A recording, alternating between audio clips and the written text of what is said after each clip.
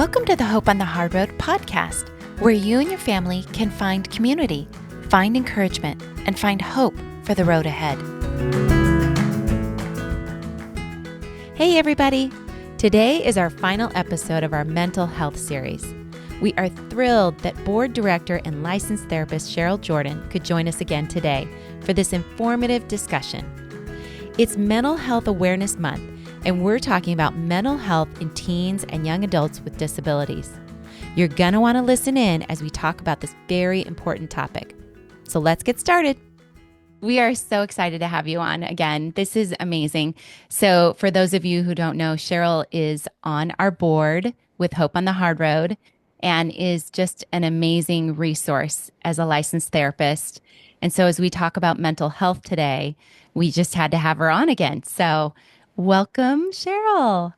Thanks, guys. And definitely talking about a topic that is near and dear to my heart. For those who don't know about you yet, don't know your story, can you share a little bit about it with us? Trained as a physical therapist and did that part-time for 30 years. And the part-time was really because I was a full-time mom of two sons with various mental health challenges. And at the time, at least at the beginning, I didn't even know these were mental health challenges. I will be talking about these really shortly. The struggles that they had and the struggles that I had in trying to find them care and to get support for myself was so difficult that I decided to just get a little bit more information. And so started back to school with a master's in counseling, and then really didn't intend to practice. But here I am 5 years later, 4 years into practice, and really specializing in treating kids and teens and young adults that I would consider maybe neurodiverse population, and supporting parents that are trying to navigate those first realizations that maybe their child isn't neurotypical or isn't developing in the same way as their peers. A real passion of mine to support people on this journey. Seems like over the last couple of years, the intersection between like mental health and disabilities, neurodiversity, have really started to intersect a lot. And what are some of the unique challenges that teens and young adults face, when these two things intersect and that's unique to them? I don't know how unique it is to just those with a developmental disability, but I think very often you see coexisting or comorbidities where things come together in pairs or a triad of things. Some of the things that we really see commonly are anxiety disorders and depressive disorders. And I want to name a few because they're so common. So phobias are one, and that's, that could be bugs or monsters or fear of flying, fear of heights. All of those things are phobias, and those may crop up in childhood, teens, and adults. Sleep difficulties, which includes nightmares and difficulty falling asleep, staying asleep. And of course, the sleep things can be part of an underlying other disorder, or they can be their own problem. Social anxiety, which would look like having trouble interacting with peers, but also school refusal. Not wanting to go to school could be a sign of social anxiety. And then even a decrease in wanting interest in doing activities that you normally would be interested in. That could be one of those signs of depression or anxiety, but it also could be a disorder all in of itself that is part of anxiety.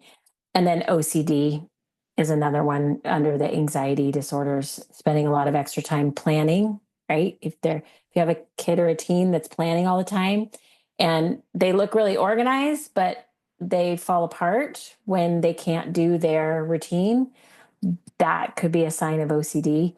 Or doing rituals. If you're seeing kids do rituals as a way to cope with anxiety, those are all different ways that anxiety could manifest itself. What is the definition of a ritual? It could be anything. It could be lining up all your stuff and melting down if you can't find the right shoes that go with that right outfit. I have a little girl now who struggles with matching her clothes.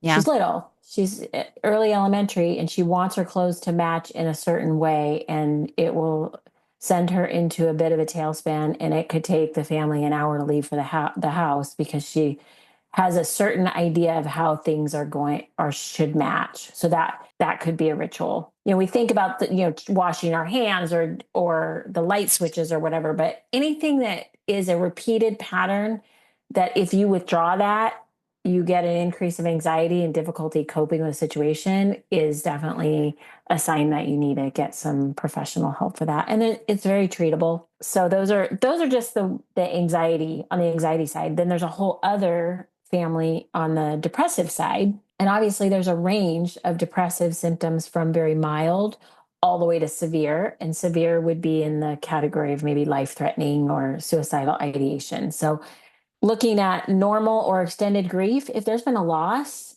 and your child, they may be experiencing the normal progression of grief. It could be longer than a normal progression of grief if there's some developmental disabilities there. And it could even be prolonged grief. And that would just look like a much deeper process of loss, probably extending longer. I mean, they say 6 months, but maybe a year or 2 years. Skin and hair pulling is another one. That's one that you would see maybe in a kid and not understand what that is. That could be a comorbidity, just a way to deal with anxiety. Could be skin and hair stuff. Just a side note, with ADHD and autism, you see a really high comorbidity with anxiety and depression symptoms. I feel like a lot of times those diagnoses at some level and in some people, they're invisible. Yep. And so the child or the teen is struggling and nobody knows why. Mm. And so delving a little deeper into what's going on there, both the learning challenges, the focus challenges, the social challenges, and then also anxiety and depression are all kind of happening at the same time. Yeah, and it's hard when you're looking at these symptoms and there might be this comorbidity or coexisting diagnosis that you don't know about yet. I just think as I'm hearing you, it's like if you're seeing certain symptoms that are alarming, that are concerning, reach out for help. Reach out for someone who's a professional in this area and For sure. investigate it. What are some of the signs that families or caregivers should look for that might indicate a mental health issue or concern specifically?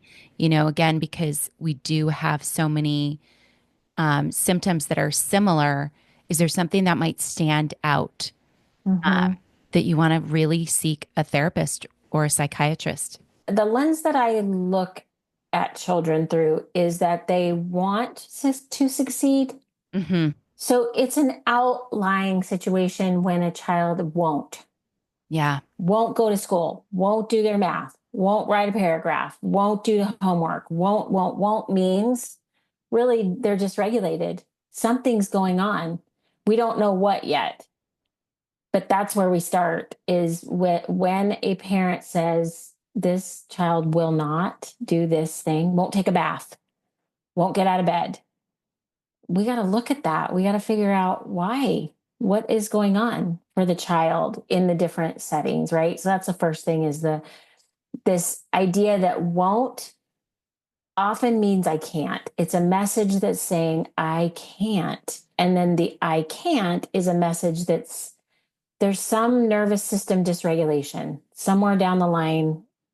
And then that's where we have to be really good at investigating as parents, because we know them better than anyone. And so teens and young adults are a little hard when you're looking at functional challenges. So when you look at clinical depression and anxiety, where would you start to seek? Where do you draw the line between what's normal behavior for a teen or a young adult and what crosses the line to more clinical? You're looking at functional stuff. You're looking at how are they sleeping? How are they eating? How are they doing the things that they normally would be interested in doing?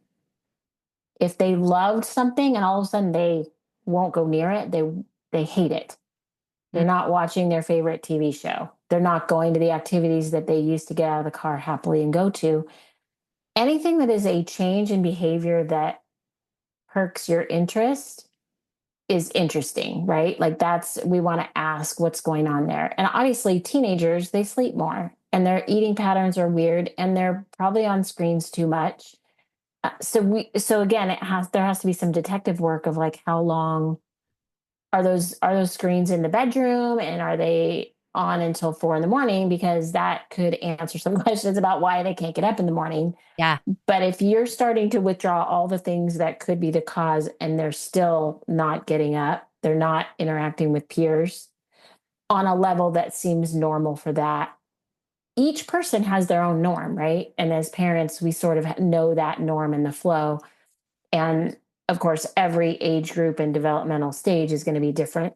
And Exactly. then if you also put on top of that developmental delay, you might have a child who's chronologically 15, emotionally and socially, let's say 11 or 12. So we got to figure out what age are these things happening, and what are their needs. We're specifically talking a lot about teen and young adults today. And so, where is their norm at? And looking at any differences that might be occurring that are, again, alerting, alarming, Mm-hmm. concerning. You're just curious, whatever it may Yep. be, but it leads you down the path to investigate. And Yep. that's a good thing. It's important. Yeah. And then mood changes. We didn't talk about that, but mood changes those are sort of normal. Teen and young adults, all the hormones and, different things that are happening. The mood things could be norm, but also if they're out of the realm of what is comfortable, if there are threats of suicide, if there's self-harm, if there's kind of self-destructive or scary behaviors, then get help. At least get the help of some people who can also evaluate your child and figure out what's going on. There's a range of normal behaviors within teens, right? Yeah. Experimentation and, dangerous behavior, because their prefrontal cortexes are not completely wired to think about safety and danger and slow down and stop. So some of it's normal, but again, if it seems out of the realm of what you feel comfortable with, then it's worth asking the questions. Another thing to look for is regression. Mm, So and this is normal, mm, right? A kid who's starting to drive, they may be so focused on driving that they don't keep time as well as they would, right? So some of it is normal, the flow of where is their stress, and maybe something's going to regress. But if you're seeing the regressive patterns of just things that seem a younger version of them, that's just a place to be curious. You really bring up some good information in terms of like things to look for. But I think one of the things that as parents you're looking to do is start a dialogue with your children. And so, what advice do you have, to talk to your children about, their disability, but also about mental health, look into it, investigate it, in a way that they're able to relate, and then also you're able to uncover what might be underlying there. First and foremost is that communication and connection with your child. I'm calling them a child, but yeah. it's a teen, right? It's a young adult. And if they have some developmental delays, then they're a range of ages all at once. Hmm. And biologically, even if they're not, let's say that intellectually they're 8, biologically they're still 15, 16-year olds. So now you're seeing a typical 16-year-old behavior, a no, no, no, I don't want you to do this for me, I don't want you to help me anymore. And so how do you communicate? You have to communicate at the level of the child, whatever that is, and in whatever ways work for that particular individual. So is it eye contact? Is it just sitting in the room with them without asking a lot of questions or demanding? Maybe they just need a co-regulated, very calm nervous system to stay with them in that moment, right?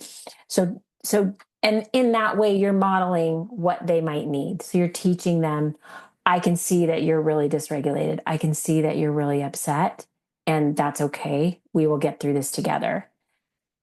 So highlighting where there's progress and supporting them where they need the support, emotional support, and beginning together to figure out what they need and how their brain is wired, Yeah. Everybody's brain, obviously, we're sort of wired the same, but everybody has their own triggers.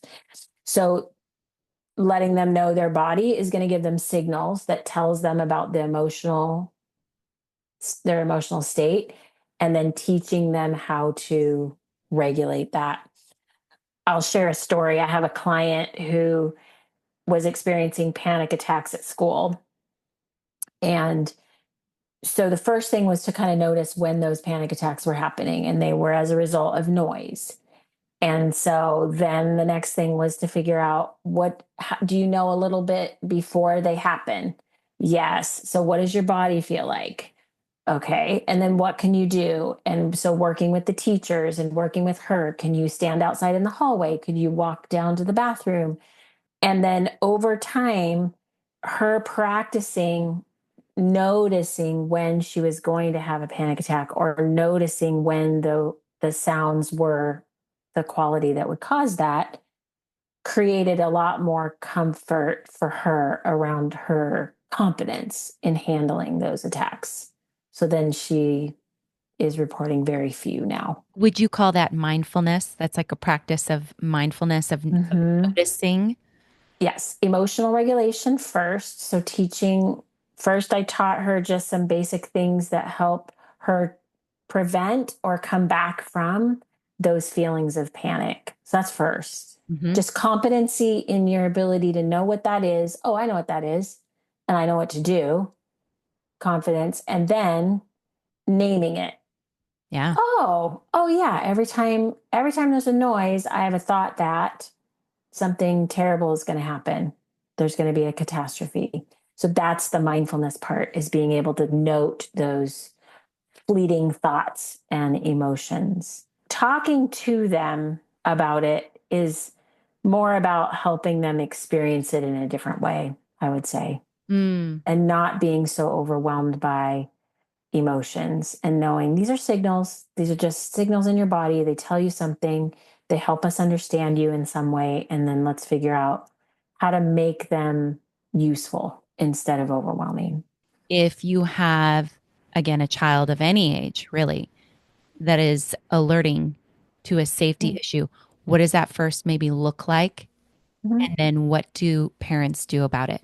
Yeah. And it's so scary. I Mhm. mean, I'll tell you, my personal experience is that my 8-year-old son told me that he was going to kill himself. And when I asked him, the first thing you do is you ask if they have a plan. Like, is there a real plan? And he did have a plan. He was going to put his neck over a chair. Mhm. So, probably wouldn't have been a successful suicide. But to me, right, like, once they go to this step of having a plan and really thinking through what they're going to do, that is serious. Yeah. That was a call, that was an immediate call to a physician. And that was an appointment within one day, or, in some cases, is an ER visit. In my case, he was 8. He didn't have a lot of freedoms or, abilities to do anything. So keeping a watch on him until he could. And I would say a lot of families are probably very reluctant to utilize emergency services, but there are a lot of crisis support services, the 988 Mm. hotline, the suicide hotline. Those are connected to local resources. Yeah. So a lot of times they will help you find the resources. That there are some local, I don't know about in San Diego, but there are local resources within police departments where they will send out a crisis team to help. Yeah. Or there's the developmental department Mhm. that helps with people who have developmental delays. They'll send out also a crisis team. So it's scary, but when your child is saying something, it could be provocative, but we never want to assume that it's just for attention. We absolutely cannot afford to assume that they're doing or saying something that is for attention only. We have to first take it seriously and have professional evaluation to ask the questions in the right way and really assess what needs to be done. And a lot of times, the interventions don't have to be in the hospital. They don't have to be hospitalized. And I think people get really afraid and for good reason. They don't want to relinquish their child to a stranger. But I think the fact of the matter is that there's a lot of information accessible on the internet for children. And so the risks of them completing suicide are higher because of that. Hmm. And then one of the evidence based approaches for preventing suicide is talking to kids Mm. about it Hmm. in a way that, asking the questions, talking about, how big are these feelings? Are these so big? Wow, those are really big feelings. Hmm. Yeah. Let's get you some help.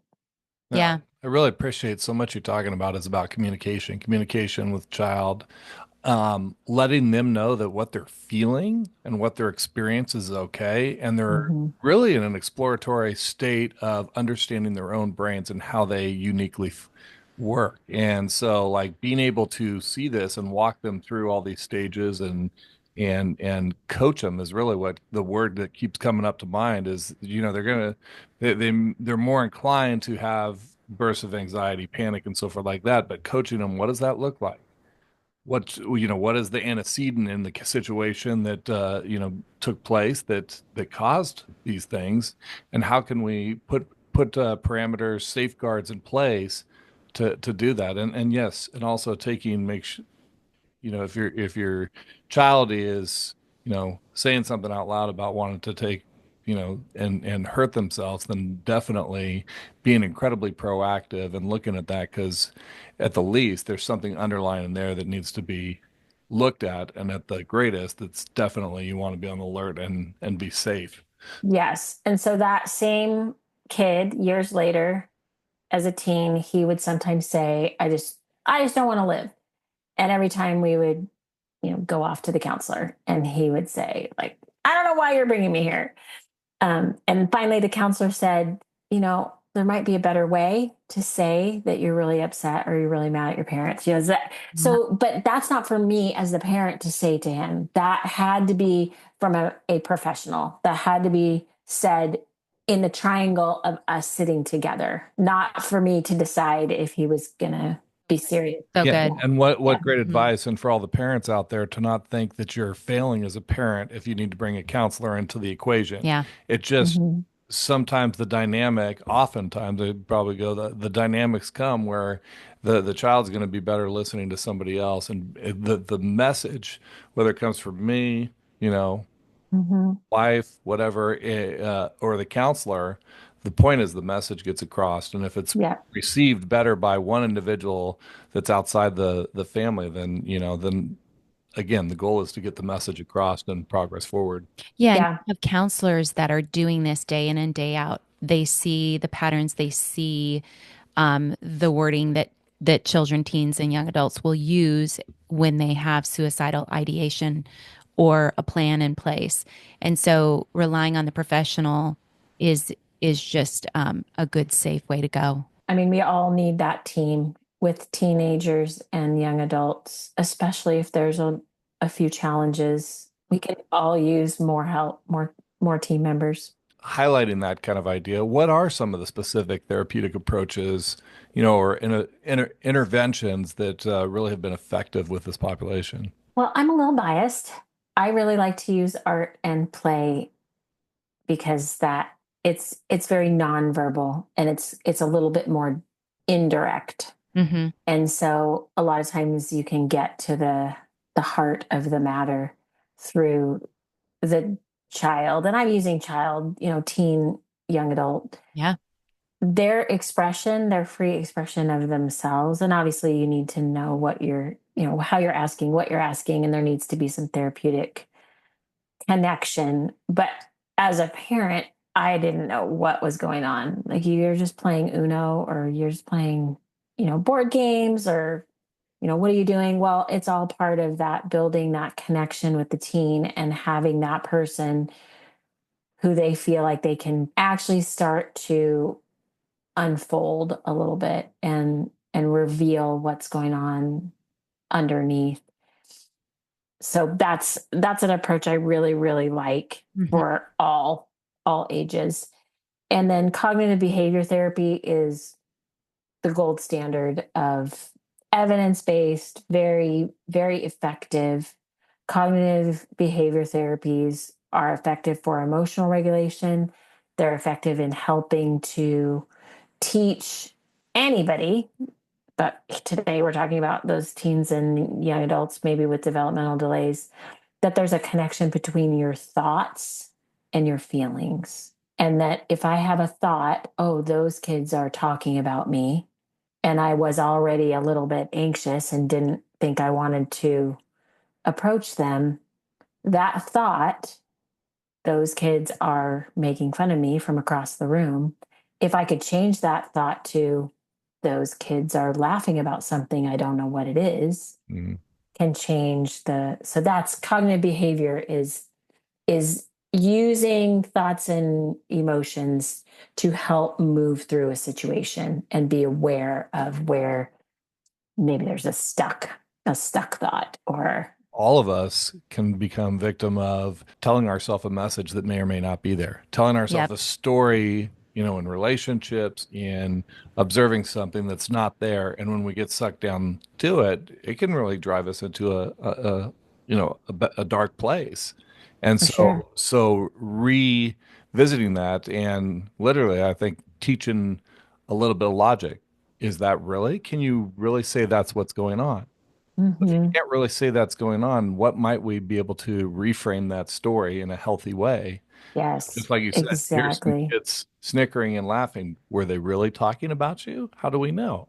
You know? Hmm. And then Yes. giving them tools on how to process that and retrain their mind, towards a positive thing as opposed to a negative, and not making assumptions, which I think all of us as human beings can learn a lot about not assuming in situations and thinking more healthfully. And cognitive approaches work really well when we're not overwhelmed.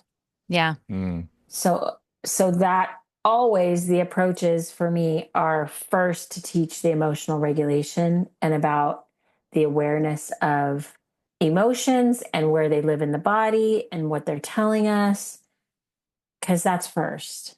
Hmm. If we're overwhelmed, then trying to think about a thought and try to figure that out is too much. We can't even tolerate that feeling of anxiety, let alone try to figure out what that thought is and change that thought. So, Yeah, and Absolutely. you mentioned it's a cognitive therapy. So is there a limiting factor if your child has significant developmental disabilities, in terms of understanding that? Is there kind of like, well, this population may not be served by that type of practice, and for where sure, you got might to have. Mhm. Hmm. And there's an approach for cognitive behavior that is for children, but again, limited vocabulary or verbal skills, limited ability to process, or high sensory needs, a lot of hypersensitivities, that those individuals would really not do well with cognitive. But there are ways to address the emotions and to give them a place. So therapy can even just be a place where they feel completely safe and understood. Just and so again, for me as a parent, not understanding what it was about, not realizing that play is the job of a child. That's their job, is to play. And so if you join them in play and you are there, so a lot of times that's me sitting on the floor and just reflecting back what's happening, that builds that trust and relationship, and then the real work can become part of the therapeutic process. And just them feeling calm and safe in that moment can transform. Yeah. And how does that apply to teens and young adults? I would assume something Same. Yeah. parallel, right? Oh, it's the same. Hmm. I mean, I don't want to demean anyone, but teens are, Oh, yeah. a little bit more grown up kids. So I guess for me, it depends on the individual. If you want to sit on the floor and draw, if you see something that looks really fun that reminds you of younger younger times and would be fun to interact with, that's great. We can do that. Or if you just want to sit and talk and be more of like a grown up, that's fine too. And so the developmental delay part of it, the developmental challenge is figuring out what that age and stage is and where are they. I want to use the word stuck, but a lot of times if a trauma has happened or a big loss, it can create a kind of a stuckness at that developmental stage. And so trying to unstick that, you got to go back to that stage a little bit and let them work through it. That's a really good point to touch on because we do see that a lot with our kiddos with disabilities is trauma. And Mm-hmm. being trauma informed is really important for our families because Mm-hmm.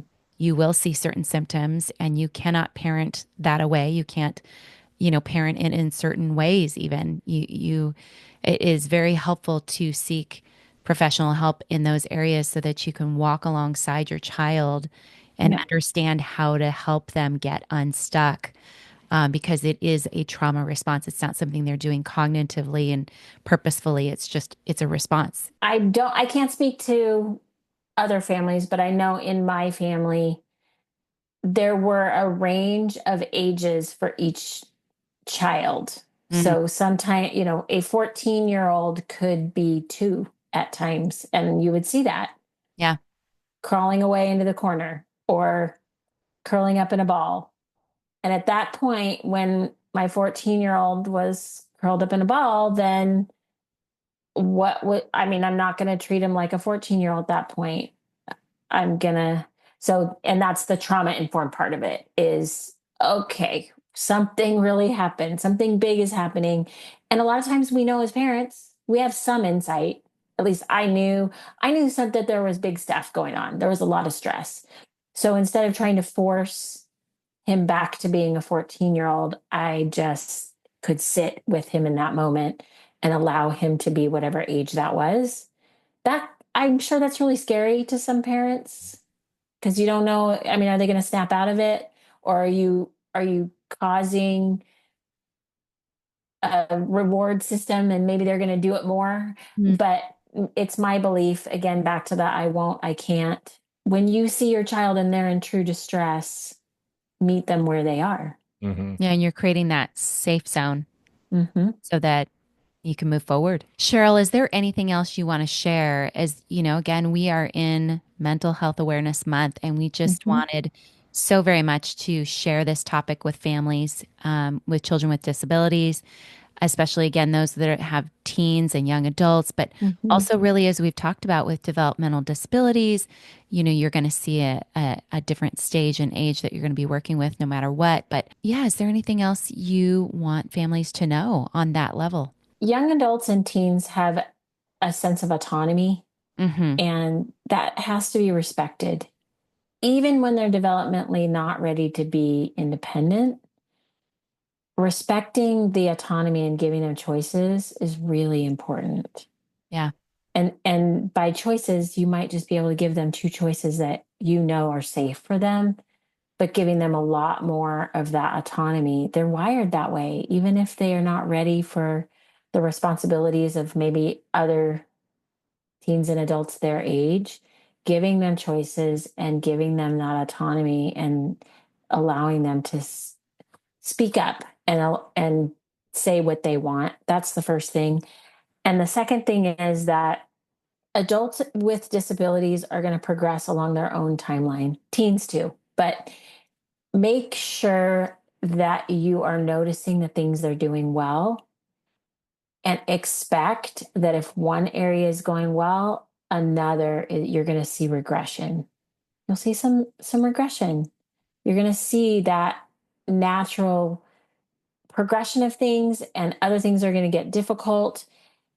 If I think about my own life and starting a new job or moving to a new place and how hard it is to keep all the balls in the air and keep everything organized and remember or learn all the new things and try to remember all the old things. So just keeping in mind and highlighting for that person that you're watching grow the things that they're doing well and comment often on their progress. It's not linear. It's not going to be every day they're getting better, but pay attention to those things that they're doing well.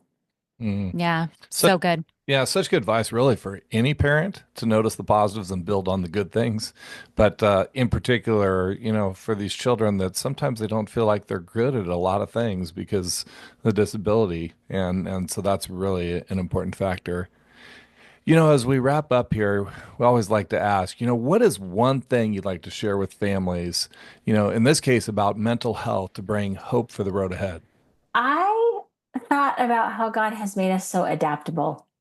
Mm, He allows us to, we lift weights and our muscles get stronger, or we go up to high altitude and somehow we can breathe. I mean, obviously, we get a headache sometimes. We can go to a hot climate and our body knows what to do. It knows how to sweat. We can go to a colder climate and it knows to shiver to keep us warm. God made us with all these adaptabilities, and He has given us the ability to continue to adapt with whatever family we've been given and to grow within that. And there's kind of a saying within the grief world that, you don't necessarily like a loss, it doesn't get necessarily less sad, but we learn how to carry it. We become stronger. So it doesn't go away. We just get stronger. And I feel like that is the message that I wanted to convey to parents is that you've already adapted to so much. You're learning so much about your family, your child, how things work. And that is a God-given ability to handle and accept more challenge. And sometimes we don't want to do that, but we have such a good God that gives us more and more and more of what we need to just sustain us through the day. So so good, It's awesome. Cheryl. Oh, thank you so much for coming on and sharing this amazing wisdom with our families so that we just hope that it'll be a help to families as they're maybe looking at a few things that have been cropping up and wanting to seek help. Where do they go? Now hopefully they have a bit more information on that. And we're hoping it encourages families. So thank you again for coming on and doing this with us. thanks for having me.